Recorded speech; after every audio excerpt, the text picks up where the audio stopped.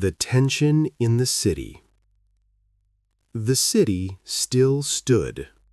From the terraces of the temples, the people of Tenochtitlan could see the lake stretching toward the horizon. Canoes moved quietly across the water. Markets still opened at sunrise. Priests still climbed the temple steps to greet the sun. But beneath the calm surface, something had changed. The strangers from across the sea had not left. They walked the streets in steel armor. They carried weapons that roared like thunder. And inside the palace, under armed guard, the Emperor Moctezuma remained a prisoner. For the people of the Mexica Empire, the balance of the world had been broken. The sacred city had been violated. And every day, the anger grew. In this episode of Shadows of History, the fragile peace will shatter. The night of blood is approaching. Tension in Tenochtitlan had been building for weeks. The Spaniards had taken control of the imperial palace. They watched the temples carefully. They feared the growing unrest in the streets. But the moment that ignited the city came during a sacred festival. The Mexica people had gathered in the courtyard of the Great Temple. It was the festival of Tenochtitlan, a ceremony dedicated to the gods. Warriors danced in elaborate feathered costumes. Drums echoed between the stone walls. Priests burned incense that drifted toward the sky. Thousands filled the courtyard, unarmed. They came to honor the gods. But the Spaniards feared something else. Pedro de Alvarado, one of Cortés's commanders, believed the festival could turn into a rebellion, so he made a decision that would change everything.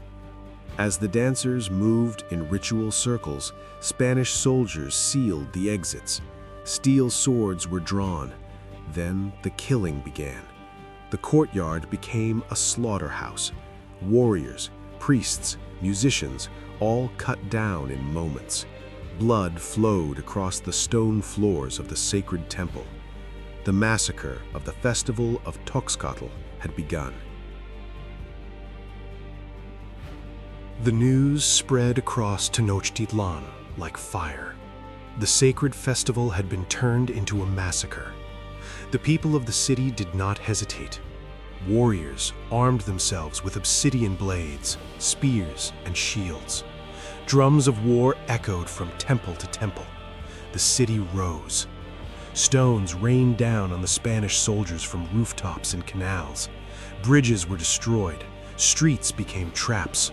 The Spaniards were no longer honored guests. They were prisoners inside a hostile city of more than 200,000 people. Soon after, Hernán Cortés returned to Tenochtitlan. He had been away fighting another Spanish expedition sent to arrest him. Now he found the city on the edge of total war. The situation was spiraling out of control. The Aztec Empire had awakened. The fall of Moctezuma. Cortés believed he still had one advantage: the emperor. Moctezuma had remained a prisoner inside the palace, but Cortés hoped the ruler could calm the people. So he brought Moctezuma to the rooftop of the palace. Below, thousands of warriors filled the plaza. They shouted in anger. Moctezuma raised his hands and tried to speak. He called for peace. He asked his people to stop the attack. But the crowd no longer saw him as their emperor. They saw a ruler who had allowed strangers to invade their sacred city. Stones and spears were thrown toward the palace. One struck Moctezuma. Accounts differ about what happened next. Some say he died from those wounds. Others claim the Spaniards killed him when he was no longer useful. But one thing is certain: the emperor of the Mexica Empire was dead, and with him, the last hope for peace disappeared. If you've made it this far and enjoyed the story, don't forget to like and subscribe. It's free for you, but it helps us immensely to keep creating this kind of content. Thank you. The siege. Now the Spaniards were trapped.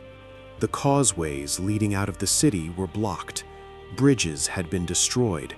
Every street became a battlefield. The Mexico warriors attacked day and night.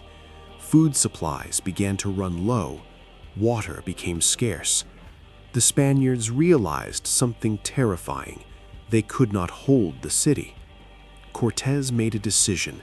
They would escape, but not empty-handed. Inside the palace were enormous quantities of gold and treasure taken from the empire.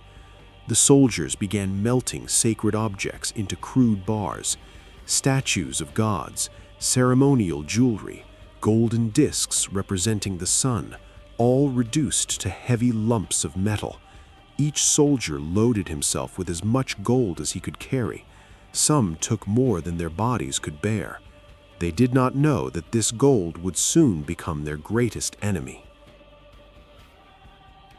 The night chosen for the escape was dark and silent. It was late June, 1520. Rain began to fall over the city.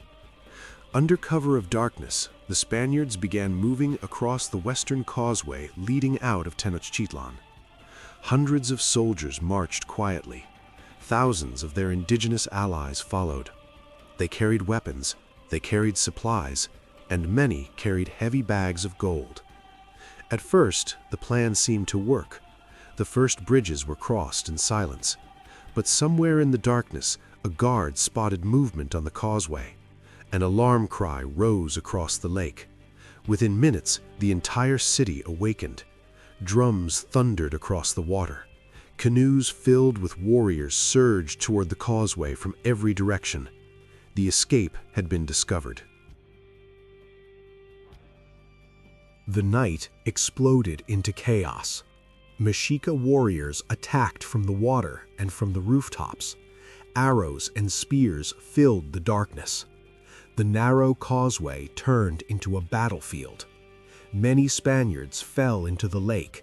Their armor dragged them under. Others tried to swim, but the gold they carried pulled them down into the depths of Lake Texcoco. Treasure scattered across the water and sank into the mud. The causeway became a corridor of death. Indigenous allies were cut down in large numbers. Spanish soldiers fought desperately to reach the mainland. Some succeeded, many did not. Hundreds died that night. When the survivors finally reached land, they collapsed in exhaustion. According to legend, Hernán Cortés sat beneath a tree and wept. The Spaniards would remember this night forever. They called it La Noche Triste, the night of sorrows. For the people of Tenochtitlan, the night had been a victory. The invaders had fled the sacred city. Many were dead. Their gold now rested at the bottom of the lake. But the war was far from over. The Spaniards had survived, and Cortés had learned something important.